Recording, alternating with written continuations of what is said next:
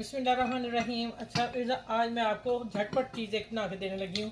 एक lemon slice मैंने डाल दिया और एक टहनी मैंने पुदीने की ली है। आप देख लें, पुदीना सेहतमंद है, इसको तोड़ के डाल देंगे बीच में, ठीक है। और इसको आप क्या करना, इसको आप थोड़ी सी कुटा कट्टी करनी, ठीक है। चलो बस इतना ही। ये झटपट बनने वाला फ़ौरन वहीं बनाएं, पिएं और करें, क्या नाम है, ऐश करें। चीनी डालेंगे थोड़ी सी, ठीक हो गया। अब आ जाते हैं कि हम लेमन जूस डाला मैंने और ढेर सारी बर्फ़ डाली है।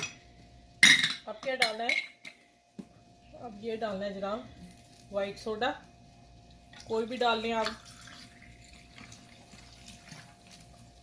अब हम इसको मिक्स करते हैं।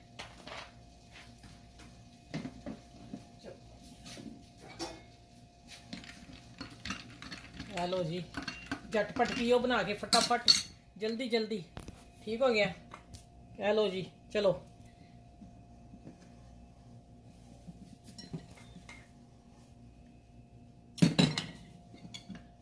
अच्छा जी, काला नमक तो मेरा पीछे ही रह गया, तो मैंने नज़र ही नहीं आया।